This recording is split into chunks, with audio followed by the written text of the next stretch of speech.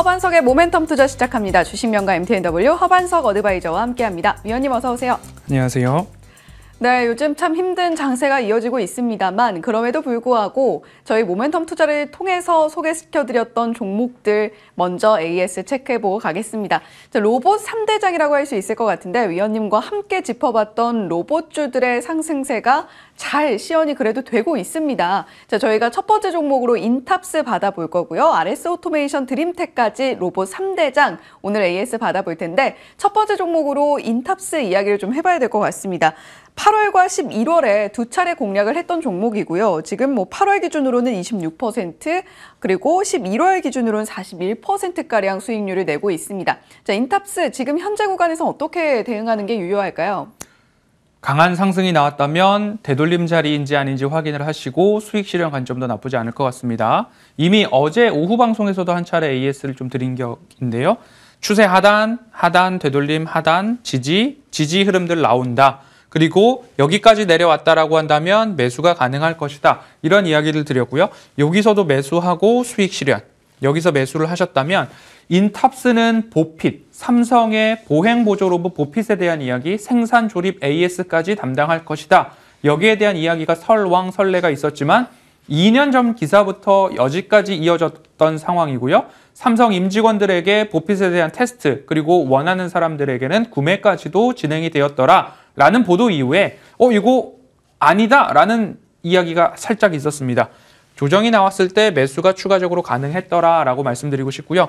되돌림 자리까지 왔습니다. 되돌림 자리까지 왔으면 절반은 비중 축소, 그리고 나서 남은 비중에 대해서는 중간까지 하락이 촉발되지 않는다면 남은 비중에 대한 트레이딩이 가능하겠지만 시장 영향과 중간 이상을 내려오게 된다면 전량 수익 실현으로 대응하시는 게 맞았다라는 말씀드리고 싶고요. 드림텍, 인탑스, RS 오토메이션, 로봇에 대한 세 가지를 딱 강조해서 말씀드렸습니다. 그 강조 드릴 때에 이 세 가지의 공통점은 돈 버는 로봇이다 라는 말씀드렸으니까요. 드림텍도 살펴보시죠. 추세 하단에서 지지 라인이 나왔고요. 하단 아래 꼴이 나와서 반등 나오자마자 여기서 안내를 드렸습니다. 드림텍은 IT 기업에서부터 시작을 했고요. 지문인식 모듈. 하지만 심박수 체크가 가능한 카디악 인수를 해서 의료기기 기업으로의 리레이팅이 필요하다. 그래서 추세 상단까지 올라갔고요. 기가 막히게 추세선에서는 되돌림이 나왔습니다. 이곳에서도 마찬가지로 비중 절반 축소, 지지선을 이탈했을 때는 나머지도 비중 수익 실현. 이렇게 대응하시는 것들이 공통적으로 나타나고 있습니다. 끝으로 RS 오토메이션입니다. RS 오토메이션도 마찬가지로 추세 하단에서 안내를 드렸습니다. 추세 하단에서 지지가 나오고 있는 상황입니다. 그러면 이유 없는 하락, 시장의 영향 하락이 나왔을 때 반등이 나오고 있습니다. 반등이 나온 이후에 기필코 돈 버는 로봇은 배신하지 않는다 이야기 드렸습니다. 반등이 나왔습니다. 그러면 오늘 장에서 대응은 어떻게 하느냐? 인탑스, 드림텍은 추세가 조금 더 차익 매물이 쏟아지고 있는 상황이지만 RS 오토메이션 같은 경우에는 아직까지는 단기 추세를 살려가는 흐름들이 아닐까. 세 종목 중에서 단기 트레이딩을 도전하신다면 RS 오토메이션이 그나마 좋아 보인다라고까지 에이스 드리도록 하겠습니다. 네, 허반석 위원님과 함께 짚어봤던 로봇주 3대장 저희가 AS 받아봤는데요. 같은 로봇 섹터 안에 있더라도 그때그때 모멘텀이 다르기 때문에 다른 대응 방법이 필요하다. 현재 구간에서 공략을 해보신다면 RS 오토메이션이 가장 유력해 보인다. 돈 버는 로봇은 배신하지 않는다라는 이야기까지 전해주셨습니다. 자, 오늘 모멘텀 투자 종목은 어떤 종목일지 바로 이어서 만나보겠습니다. 자, 공개합니다. 오늘 모멘텀 투자 종목은 꿈비인데요. 어떤 모멘텀들 자리하고 있는지 이슈 모멘텀부터 체크해 볼게요. 한국이 압도적인 인구 절벽을 맞이하고 있습니다. 이 부분과 관련해서 계속해서 저출산 관련주들 지켜보자라는 이야기 해주셨었죠. 이미 저출산 관련해서는 꿈비 제로투세븐, 아가방 컴퍼니, 메디앙스 등에 대한 이야기를 드렸습니다. 지난 시간에도 동일한 이슈로 안내를 드렸고요. 현재 시장에서 외국인들이 선물해서 8천억 원 이상 그리고 2,200개 가까운 하락 종목수가 나오고 있는 상황에서 무엇을 매수할까에 대한 이야기 드리는 것이 부담스럽기 그지없습니다. 하지만 저출산 관련된 정책의 수혜주 같은 경우에는 4월이 총선입니다. 4월 총선까지는 관련한 이슈 모멘텀이 지속될 수 있기 때문에 그 부분을 추세 하단의 지지력 강화의 요인으로 삼아볼 수 있겠습니다. 그렇기 때문에 조정이 많이 나왔다. 꿈비 살펴보셔도 좋겠다라는 판단 하에 선정하였습니다. 네, 꿈비 첫 번째 모멘텀 짚어봤고요. 두 번째 모멘텀으로 바로 이어가 보도록 하겠습니다. 저출산 정책주 그 대표격인 꿈비라고 할 수 있는데 저출산 정책주들 다른 것들 또 뭐가 있을까요? 뭐 아동용 완구 쪽들로 본다면요. 손오공, 그리고 쌈지엔터, 캐리소포트, 삼성출판사 등등이 있을 것 같고요. 그리고 유아용품으로는 꿈비, 제로투세븐, 아가방 컴퍼니, 메디앙스, 예림당, 깨끗한 나라도 같이 포함해서 안내를 좀 드렸었습니다. 그리고 난임 치료 관련해서는 대표적으로 차바이오텍, 테라제니텍스, 비스토스 관련한 종목들이 있으니까요. 지금 시장이 빠질 때 저출산 4월 총선 관련해서 지금까지 불러드린 종목들 하나하나 좀 관심 종목에 넣어 놓으셨다가 시장에 반등이 나오는 즈음에 그다음에 정책적 이슈가 부각될 때 관심 종목 안에서 선택할 수 있겠다 강조드려 봅니다.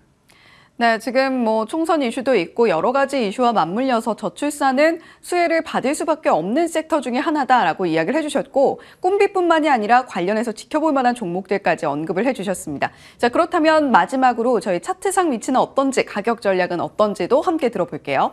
시장에 반등이 나와야 될 텐데 그래도 추세 하단에서 공략할 수 있는 종목이지 않을까 싶습니다. 지지선들이 명확하게 나옵니다. 8,500원, 12,000원, 15,000원 말씀드렸습니다. 9,000원 아래에서 매수 안내를 드리고 나서 1차 목표가 12,000원, 목표가 상향으로 15,000원 말씀을 드렸고요. 14,700원까지 올라갔다가 되돌림이 나왔습니다. 여기서부터 12,000원을 이탈하게 된다면 전량 수익 실현 이후에 저점에서 잡으신 분들도 다시 한번 재매수 관점으로 보셔야 되는 상황이 아닌가라는 말씀 드리고 싶습니다. 11,000원 언저리서부터는 그래도 모아가는 전략으로 보시고 목표가는 다시 한번 15,000원 말씀드리도록 하겠습니다. 네, 꿈비 11,000원 아래쪽에서는 모아가는 전략 유효하겠고 첫 번째 목표가로 15,000원 한번 바라보시면서 대응해보면 좋겠다라고 이야기를 해주셨습니다.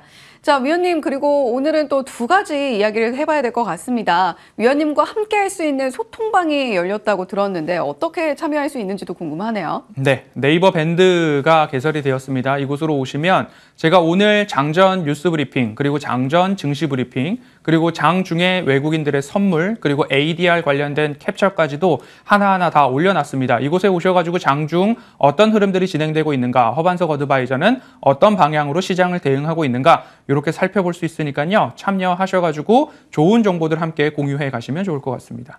네, 초록창 밴드를 통해서 위원님과 더욱 빠르고 그리고 더 정확하게 소통할 수 있는 방법이 생겼다라는 이야기 전해드리도록 하겠습니다. 지금 하단에 나가는 방법대로 위원님과 함께 하실 수가 있겠고요. 더불어서 위원님께서 연초부터 해주셨던 이야기 중에 하나가 지금 외국인들 선물 매도세가 심상치 않습니다, 여러분. 그러니까 우리 빠르게 대응해야 되고 정확하게 대응해야 됩니다라는 이야기를 해주셨습니다. 그 이야기를 방송에서 해주셨고 구체적인 대응 방법은 공개 방송에서 또 이야기를 해주셨었잖아요. 오늘도 공개 방송 예정돼 있죠. 그렇습니다. 1월 2일부터 제가 4일 연속으로 해서 신년 특집 공개 방송을 진행을 했습니다. 그곳에서 외국인들의 매도세가 노골화될 경우 지수의 조정이 조금 더 이어질 수 있습니다. 라는 안내를 드렸고요. 바닥을 확인할 때까지는 외국인들의 선물 매도 축소가 먼저 나와야 됩니다. 라는 이야기를 드렸습니다. 지정학적 리스크가 부각되는 부분들도 있지만 기관의 배당 차익 거래뿐만 아니라 외국인들의 선물 매도가 조금 더 나오고 있는 상황입니다. 하지만 지난해 11월 언저리에서 제가 ADR 130 이상은 과열권, ADR 75 구간은 과매도권이라고 안내를 드렸습니다. 오늘 다시 한번 시장의 변곡점이 어디서부터 시작되는가 명확하게 그리고 가족방에서는 어떻게 대응했는지 안내 드리도록 하겠습니다. 네, 오늘 이슈앤뷰 방송 마치고 바로 12시부터 허반석 위원님과 함께하는 공개 방송 진행되니까요. 위원님과 함께할 수 있는 소통방까지 열어두고 있는 만큼 허반석 위원님과 함께 더욱더 꼼꼼한 시장 대응 이어나가시면 좋겠습니다. 지금까지 주식명가 MTNW 허반석 어드바이저와 함께했고요. 이슈앤뷰도 여기서 인사드리겠습니다. 시청해주신 여러분 고맙습니다.